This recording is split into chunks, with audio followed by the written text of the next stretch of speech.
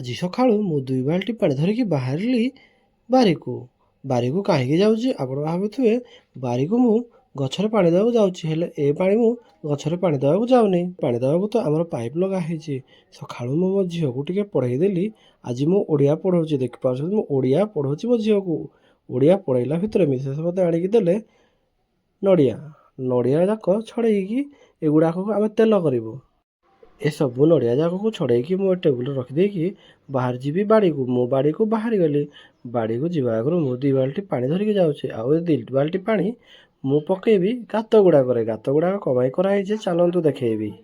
ନଡ଼ିଆ ଗଛରେ ପାଣିଟା ଦେଇଦେଲୁଣି, ଏବେ ଗାତରେ ଦେବାରେ ବାକି ଅଛି। ନଡ଼ିଆ ଗଛରେ ଆମେ ସକାଳୁ ପାଣି ଦେଇ ଦେଇଛୁ, ଆଉ ଏବେ ନଡ଼ିଆ ଗଛରେ ପାଣି ଦେବାକୁ ପଡ଼ିବନି।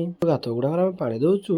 ଏଇଠି ମାଟି ଟିକେ ହାଲକା ହେଲା ପରେ ଆମେ ଖୋଳିକି ଏଠାରେ ପାଇପ୍ ଯାକ ପୋତିବୁ।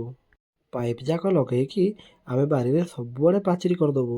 କ'ଣ ପାଇଁ ନା ବାରିରେ ବହୁତ ସାରା ଛୋଟ ଛୋଟ ଚାରା ଯାକ ଲଗା ହେଇଛି।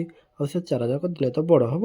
ବଡ଼ ହେଲା ପରେ କାଳେ ଗାଈ ଖାଇଦେବ ବୋଲିକି ଆମେ ସବୁଆଡ଼େ ପାଇପ୍ ଲଗେଇକି ପାଚେରୀ କରିଦେବୁ। ଚାଲନ୍ତୁ ମୁଁ କି ଚାରା ଯାକ ଲଗା ହେଇଛି ଦେଖେଇବି, ଆଉ ସେ ଗଛ ଯାକରେ ପାଣି ବି ଦେବା। ଆପଣ ମୋର ଲାଷ୍ଟ ଭିଡ଼ିଓରେ ଦେଖିଥିଲେ ଏ ଜାଗାଟା ପୁରା ଜଙ୍ଗଲ ହେଇକି ଥିଲା। ମୁଁ ଆଉ ମୋ ସ୍ତ୍ରୀ ମିଶିକି ପୁରା ସଫା କରିଦେଇଛୁ। ଆଉ ଦେଖିପାରୁଥିବେ ଏ ଜାଗାରେ ଆମେ ଚାଷ ବି କରୁଛୁ। ଖାଲି ଏ ଯେଉଁ ପାଣି ଦେଉଛି ଏତିକି ନୁହଁ ସାଙ୍ଗମାନେ, ଇଆଡ଼େ ଯେତେ ଜାଗା ଅଛି ଏ ସବୁ ଜାଗାରେ ଆମେ କିଛି ନା କିଛି ପନିପରିବା ଲଗେଇବୁ।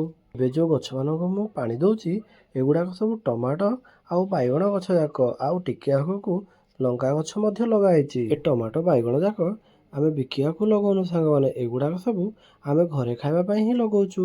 ଆଉ ଏସବୁ ପନିପରିବା ଆମେ ଘରେ ହିଁ ଖାଇବୁ।